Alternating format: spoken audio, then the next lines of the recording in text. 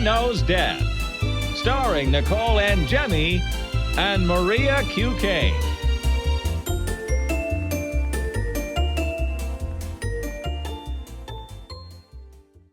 Hi, everyone. Welcome to Mother Knows Death. On today's episode, we're going to talk about a TikToker who faked cancer and later apologized for it, a nurse who killed his patients to lighten his workload, what happens if a person poops their pants while on an airplane, a hotel worker cleaning the bed sheets in a hot tub, and we'll learn what a cadaver otter is. All that and more on today's episode. All right, first, TikToker Brittany Miller is apologizing for faking cancer years ago. So she said back in 2017, she was depressed, suicidal, and confused after losing her job and her partner. And that's when she told a friend she had cancer. Then that friend went on to create a fundraiser for her. But after finding out that many people had donated to it, that's when she said she pulled the plug. Oh, that's really nice of her. We Why- should feel really bad for this. Why would you just ever...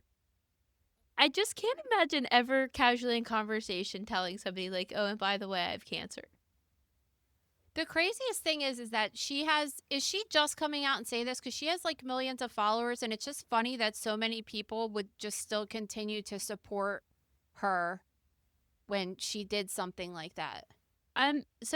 This incident in 2017 happened before she got popular on the internet. So I'm wondering if now somebody was like, I know what you did, and is Like a threatening blackmail to situation. out her. Because why would you be forthcoming with this information if it happened when you were a nobody and nobody probably even knew it happened? Yeah, I mean, you're 100% right. So unless she just really wanted the attention, I mean, she was in TMZ and we're talking about her. So like it was effective in some type of way, but the hate she's going to get from this, I feel like somebody had to be like, I'm coming for you. And she just did it to get ahead of it. It kind of wasn't that long ago. No. You know what I mean? Like, I don't know. I mean, I do respect, I guess, that she's being honest about it because, and maybe someone's not blackmailing her. Maybe she's legit. Like, someone's going to find this and it's going to come out. So I want to get ahead of it. Well, let me say this. So she said she never took the money. However, this article says she was convicted of a crime for, quote, fraud by false representation and had to pay a fine. So I'm thinking, what was she charged with if she didn't take anything? Because technically she didn't do anything wrong if she never accepted the funds and her friend started the fundraiser. So I think there's a little more to the story, and this has been coming up a lot on Real Housewives of Salt Lake City. I know everybody that doesn't watch Bravo is going to be totally uninterested in this, but this one housewife on there had an incident of fraud that happened years ago, and it just came up on the show, and she's accusing one of the women of digging up information on her and publicly saying it on camera. Although I don't think these women understand that there are these Bravo-obsessed people that spend all night long looking up their names and if they were in any legal trouble and finding the filings and publishing them on Reddit. So I don't think your friend has to release that information when all these court documents are public record and you have millions of viewers of your show and people could find it themselves very easily. Yeah, I mean, if you made me a GoFundMe and then I just said, you know what, I'm lying about this, like, I'm not going to take the money. I guess the thing is, if you have a GoFundMe and we don't even know, like they said people donated to it, was it $50 or was it $50,000? Like it could have been a lot of money. But like, is there a button on GoFundMe to hit refund and just send it back to all the random people who sent you money? You know what I mean? Like what if it was thousands of people? I don't know how you give people their money back. I mean, unless she took it and just donated it to like a cancer society or something like that. I just don't understand how anybody's ever in a position to say outright, I have cancer.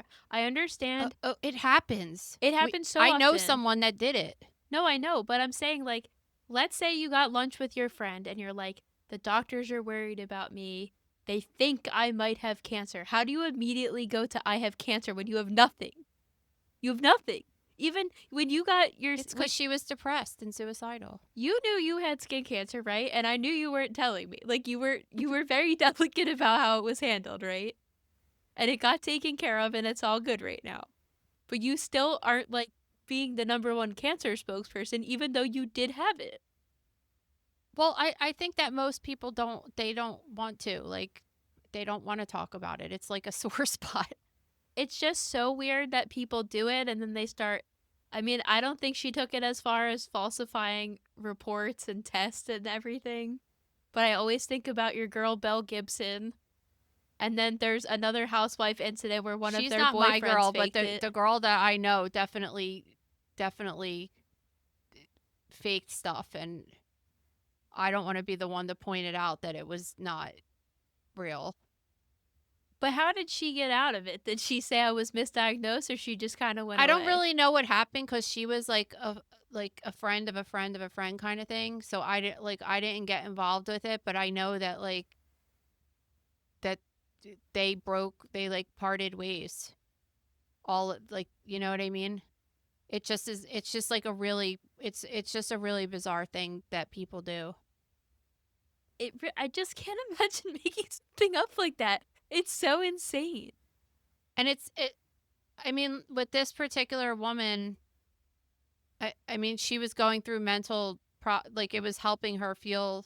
I don't know how that makes you feel better. I don't know. There's one thing if a doctor tells you have cancer and then you go to like another doctor and they're like, no, you've been misdiagnosed, right? It's the same thing of like that chick that said that she was falsely kidnapped, right? Yeah. Like, not that chick, like multiple people do that too. It's just like you like the attention you get, but it's not real because you're not very really having bizarre. it is really bizarre. And a lot of people do it, which is even weirder. I wouldn't say it's a lot of people, but people do it. More than one person has done it. Yeah. I don't But know if it's like a daily occurrence, but I mean, people fake their pregnancy. We just talked about a woman that faked her whole pregnancy and then had a fake baby, right? That was the most outrageous one with the doll. Okay. In Germany, a nurse has been sentenced to life in prison after killing 10 patients and trying to kill at least 27 to lighten his workload. So I guess he was giving. So I guess it's important to say that this guy was a palliative care nurse, so was already taking care of like hospice end of life people and had access to drugs to give to these people. And he was juicing them up with extra morphine and benzodiazepine, which is a central nervous system depressant. So it could cause a person to stop breathing because it depresses your respiratory centers. But I'm not exactly sure, honestly, how they figured it out. Did they talk about that? They really didn't. And then they were saying, so they know he killed 10 and tried to kill 27. And then they're saying they have to exhume other patients now to see if he possibly killed them too. Which is gonna be such a pain in the ass. The thing is tricky is that the toxicology would probably already show those drugs in the people's system because they're on it anyway. So it would just have to depend on if they were able to determine the levels of it, if it was given too much of it, you know? But I'm just thinking about when my grandmom was on hospice, there was a guy coming to the house and like giving her those meds and stuff like that. And at some point, I mean, like, we knew that she was dying, so it was just like at any point he could have just given her too much, and how would we really ever know, you know? Like, people that are usually in that situation are kind of at the end of life anyway. That's why they're there most of the time. So something must have happened that clued people in to check to do. I don't know if it was like an autopsy or. I'm not sure exactly how they caught him, but his personality might have been a major red flag too. They were saying he suffered from a personality disorder. He had never shown any compassion for the patients and had voiced no remorse during the trial at all. And then they also said when he was faced with patients who needed a higher level of care, he only showed irritation and a total lack of empathy. So isn't that amazing that he's a nurse and has been working as a nurse for several years and someone hired him and didn't pick up on that? Not several. He's been a nurse since 2007. He's worked at this place since 2020, and they're saying the incidents took place between December 2023 to May 2024. How do you know they did not go beyond that 5-month scope? Well, that's why they're exhuming bodies, because I'm sure it just wasn't like a brief. You don't know. You're not compassionate.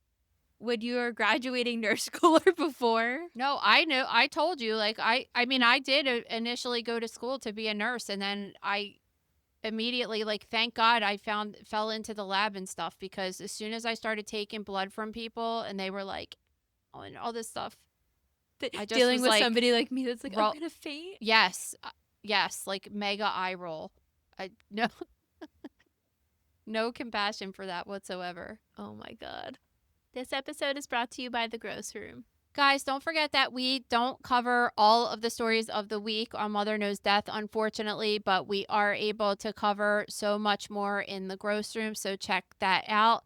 We have a lot of interesting medical and true crime cases, not only current ones, but also ones that are historical, like one that I posted this week from the 90s. I call that historical. But it's cool because a lot of these cases have the crime scene and autopsy photos available for us to look at. And even if you get disinterested in what's currently going on, there's just always something to talk about in the gross room. Head over to thegrossroom.com now to sign up. All right. Why is it that just like poop is so funny all the time? Would you call this a situation? Okay, a Delta passenger has taken to Reddit to write about their 5.5-hour flight next to a, quote, human biohazard, where this person claims they sat next to a person who not only smelled terrible, but ended up shitting themselves on the flight, leaving poop smears on the seat. Okay. Listen, I don't really consider that a biohazard exposure. Like, when you go on an airplane, you have to take into consideration that you're on there with a couple hundred people and things happen, right? Like in your day, people throw up, people shit. How many times have you just been like, I have to shit and I have to shit right now? Like you don't have all the time. all the We are time, descendants of Beth Qualtier. Plus, if you overdo it with the sorbitol, that's something we were talking about in the gross room too. Chewing gum, learned my lesson the hard way. Eating a whole pack of gum. Anyway, side note. Yeah, I mean, they're just people are humans and have human issues, right? And it's just something you have to take into consideration. Like, do you honestly think that the guy wanted to shit his pants? That probably is up there with the most embarrassing thing that could happen to a person. Think about you're on a plane and you stand up and you have poop on your pants and it smells terrible. Like, the guy didn't want to shit his pants, he just did. So you're sitting next to him, and yes, it is gross and it's disgusting, but you smelling poop isn't a biohazard. It's just not. No, and I don't know if this was a male or female who wrote the post, but the person said that the person had mobility issues and couldn't get up, which also meant they were trapped in the window seat the entire time. And flight attendants did keep coming over to check on the man, but So that's cool. So her solution was, or his solution was, to do a Reddit post, and now this guy has to read his name. Well, we don't know who the passenger was, but still, imagine being like the handicap guy that shit his pants on the plane, and then you're reading the news and you're seeing that your situation is now all over the place, and people are like, ew, ew, ew. Like, come on, dude. Like, there's just so many ridiculous elements to the story. So then they say they're getting off the plane, and the flight attendant says, "I'm so sorry you had to deal with that. Why didn't you ask for a mask? If you knew this situation was happening, why didn't you just try to discreetly behind the man try to ask this person a mask?" my God, Which people is are still so not their dramatic. responsibility. And then this person's bitching too because Delta only offered them 5,000 miles or something, which is only equivalent to $50, and they wanted more. And I'm like, well, why? How is this Delta's problem? How is it anybody's problem? It's just like so dumb. And like, I understand that shit smells bad, but like, maybe I just don't have, I just don't have tolerance for it just reminds me of the kids. Like when they're just like, oh my God. You're just like, okay, you could make yourself not smell stuff. Just like turn it off. My Just turn it off. question for listeners who work in the aviation industry is, Why? Why If- do you work in the aviation industry? if this happens and they have more passengers getting on for a next flight, like what do they do? Did they just wipe it off? Does the chair have to be covered until they could properly wash it? What happens? Because they're not going to cancel the whole flight over poop smears being on one chair. But what do? Because they only have probably- 15 minutes to clean up. They probably have to close it down, or they have maybe like a seat cover. I'm just No, very they'd have to close interested. it down, like, because it would smell. I mean, it's probably the same if someone vomits all over, which I guess if it, if it gets in the seat cushion and stuff, like it's just Ugh. it's probably very easy for them to pop in a seat or fix a seat, maybe, though. I don't know. But we had that story on Tuesday about we need our flight attendant people to contact us, like the people, the woman that was giving a guy a blowjob on the plane, like what? See, that to me is just like a totally different situation than this. Wait. Especially, I don't know. I must have missed the part that the guy was handicapped. Like that just makes me feel awful for him. Actually, No, like that, it's absolutely. just like makes when you get that feeling that like your heart breaks for somebody. Like that's terrible. I feel so terrible about that. Yeah, like what did this person want this person to do? I don't know. It's a complicated situation to be in, I guess. You know what else I forgot to mention in Tuesday's episode though was that they had said something in that article that they often see people doing sexual things at nighttime and they will leave them alone if it's not bothering anybody else or if there's like no children present and it's in the dark and concealed better.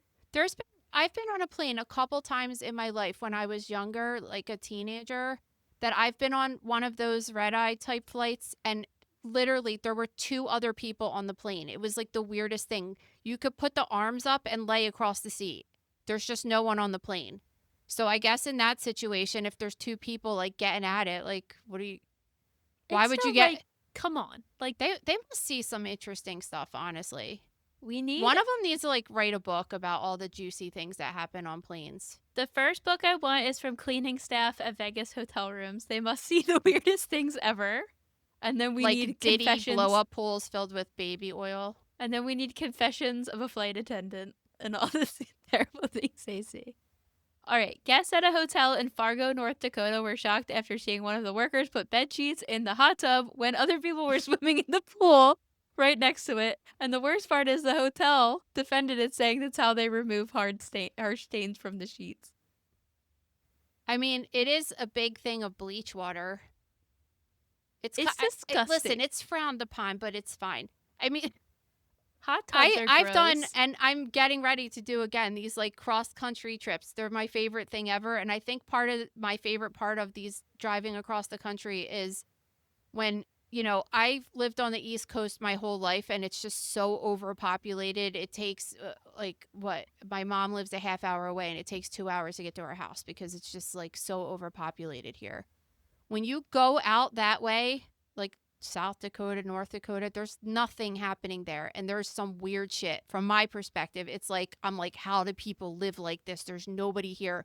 There's no Target for 5 hours in between. And just like, I like experiencing different ways of life people live. So I've been to some hotels on my travels that have been like a little seedy. The people working there like aren't all there, stuff like that. So Well, I was cracking up when I saw it was in Fargo because I mean, there's an entire movie and television series based on how weird that area is. So exactly. not So surprising. but like really, in theory, I know that it's disturbing and stuff, and I'm more disturbed that there's stains that are that bad that they have to put it in bleach. It's probably blood. Because, like, what else would it be that wouldn't come out in the washing machine? Maybe it's Delta shit stains. You don't But know. also, I'm just kind of like, if someone got their period or something on a bed sheet, like, just throw it out. Like, what? Or just like, you can't just pour bleach on it before you put it in the wash. Like, actually sticking them in there is just, it's kind of bizarre. Well, then it seems extremely wasteful because then they said, first of all, they're only supposed to do it when the pool is closed, which according to this footage, it certainly was not because people are swimming while this man is literally like with a broomstick and a cauldron putting sheets in the hot Could you tub. imagine like this like family is like in they're like swimming, and then they're just like, oh my God, like if I saw that, I'd be like, couldn't get out of the pool fast enough, dry my hand off to record it, right? Like, It reminded me of in Willy Wonka when he keeps throwing stuff in that bin and shoving it down the stick. But then they said they're only supposed to do it when the pool's closed. And they're supposed to drain the hot tub after they're done. So don't you think that seems extremely wasteful to have to drain the hot tub every single time? Yeah, they don't. And yeah, of course they don't. Confessions of what is it? The housekeeping crew too. Yeah, See, we I need actually confessions of housekeeping and I don't confessions want of I flight don't want to attendants. know the housekeeping ones because when I lay my head down on a pillow and a sheet, especially when you're traveling like that and you don't have that much stuff with you, it's not like you could bring your own pillows and stuff. It's just like I don't want to think about that. I don't want to think that there was ever blood on it and that it was washed in the hot tub with whatever nastiness is going on there. Like it's just better unseen. Totally. Okay. Florida officials are now using the world's first cadaver otter to help find human remains in the water. It's just kind of cool, actually. It is cool. It's like for when, especially when people go missing in water and divers are not able to get into certain parts because the water is too cloudy or they're not able to access it, they have trained an otter to be able to find a body. And this otter has found, what, five bodies? His name is Splash, so you can call him by his name. Call him by his name. Splash has gone on 20 missions so far and has found 4 bodies, which is insane to think about. Yeah, I mean, obviously they're probably not as sensitive as dogs, but I mean that's pretty cool. Aren't they kind of like water dogs? I never really thought about it. I don't know. They smell gross. I think it's their food that smells though. Ew. Because they eat like fish and they just have that weird fish smell, but then they're like furry, so it just grosses me out. Yeah, I'm interested to see if they start using them more often and how successful they are. Yeah. Splash seems to be doing a good job so far. All right, guys, tomorrow is the last day to enter the 2-year anniversary giveaway. As a reminder, the grand prize is dinner with us in the Philadelphia area sometime in January or February, and then a free year at the grocery room, a free signed book, and then 2 other people will get small prizes as well. So to enter the contest, you are going to leave us a written review on Apple, or head over to Spotify and leave us a review, or head over to YouTube and subscribe, screenshot that, and email it to stories@motherknowsdeath.com. See ya. Have a good weekend. Thank you for listening to Mother Knows Death. As a reminder, my training is as a pathologist assistant. I have a master's level education and specialize in anatomy and pathology education. I am not a doctor and I have not diagnosed or treated anyone, dead or alive, without the assistance of a licensed medical doctor.